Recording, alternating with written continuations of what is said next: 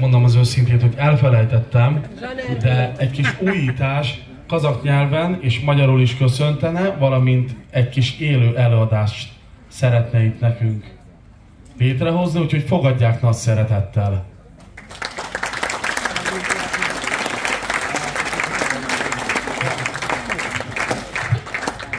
Jó napot kívánok mindenkinek! A nevem Zsanár Gül, mindenkit üdvözlöm.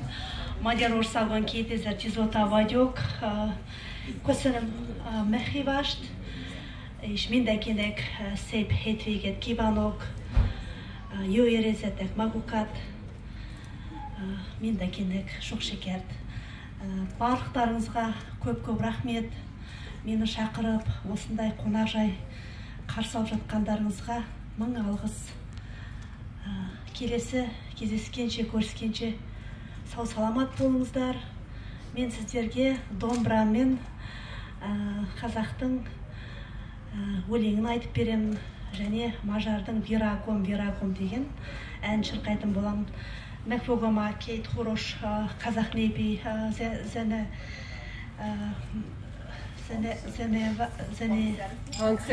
хамсерем әйте қазақ инек Анярол és a magyar zene a Virágom dal próbálom.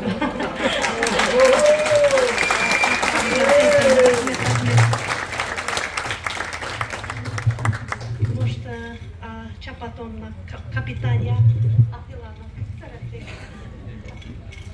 Én nem szeretnék sokat beszélni. Elterveztem, mit mondok, de mindenki ment a fejemből, hogy feljöttem meg Zsanár Güllel között beszélni. Úgyhogy jó magam Zsanár Güllel másfél éve ismerkedtünk meg, és jártunk kint Kazahsztánba a nomád játékokon. Igazából az egyik fontos dolog szerintem én keleti végről jövök, Székelyföldről. Azt hittem, hogy én vagyok egyik legkeletibb, de kiderült, hogy nem. Talán a legtávolibb rokonunk Zsanár Gül, Fenyvesi Zsanár Gül, a másik családnevét én sem tudom megjegyezni, lehetetlen.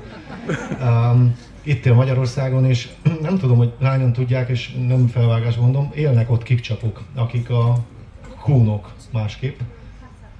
Nagyon-nagyon tartják a kapcsolatot. Tehát én Kazahsztánban, most is libabőrös vagyok, hogy beszélek, minden kipcsak kazak megállított, ha látta a magyar zászlót nálunk, vagy valami, mert nemzeti szalaguk alap, mint nálad, hogy ugye nem olaszok vagytok, hanem magyarok. Igen, és akkor teljesen más a felállás. Tehát addig ott ülsz, ha magyar vagy, akkor a főasztalhoz ülsz azonnal. Nagyon tartják ezt a rokoni kapcsolatot. Ez fölkeltette az érdeklődésünket, hogy miért én beszélgettem velük. Elég jól beszélnek a fiatal generáció angolul. És ami fontos, hogy felfedeztünk, hogy nagyon sok és a legősibb hagyomány, amit a nép őriz meg, a mesék, a legék és a játékok, meg az imák, meg ilyesmik, hogy van egy játékuk, amiben mi negyedikek lettünk, ez most a reklámhelye volt a világbajnokságon. Ezeket a játékokat kipróbálhatjátok a Puja sátor mellett, ugye? Én holnap egész nap itt vagyok, be tudom mutatni egyiket, amelyik Pulyafalván be tudjuk mutatni. Kihangsúlyozom, hogy felnőtteknek talán még jobban, mint fiatal gyerekeknek, de igazából a tínédzsereknek örülünk a legjobban.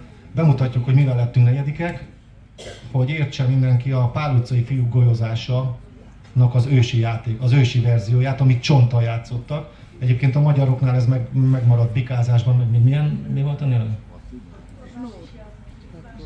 Pityukás, patkózás, attól függ, melyik vidéken vagytok. Kővel, csonttal játszották, csak hát mi európaiasodtunk, keresztények lettünk, Kazahsztán inkább muszlim, de a csont volt a kiinduló pont. És ezt a játékot úgy a golyozásnak, mindennek a csontozás asszikható a neve, ennek tudjuk a szabályait, és meg fogjuk rendezni Magyarországon az országos bajnokságot, talán 100 év után, és aki a legjobb lesz benne, az kijuthat 2 évente Kirgizisztánba, Kazahsztánba, Tadzsikisztánba, mert van az a nomád világjátékok, ami egy elképesztő rendezvény, és igazából ezért jöttünk, hogy ezeket a játékokat, hogyha kíváncsiak vagytok, megmutatjuk. És most Zsanár Gül, miután köszöntött kazakul, el fog játszani 2 rövid dalt, hogy mondta, az egyik az édesanyja, vagy az anyáról szól, a másik a Virágom, azt szeretnénk, ha mindenki segítene.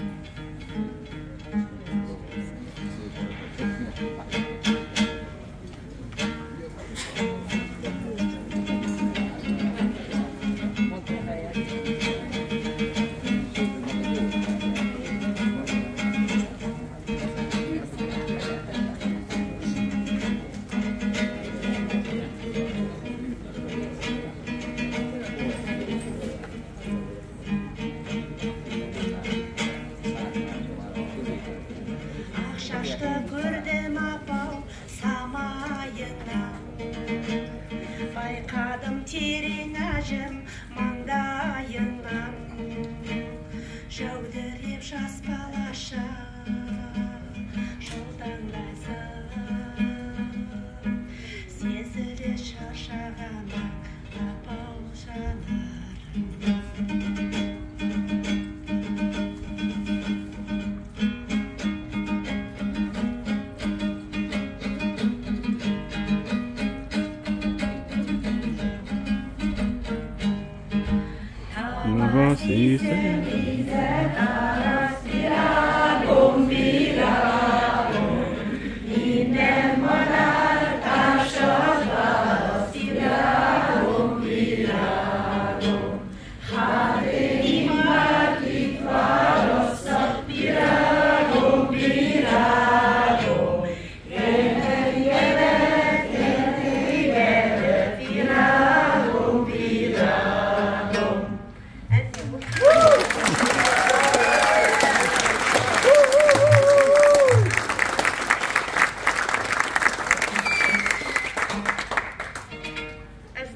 Csak ilyen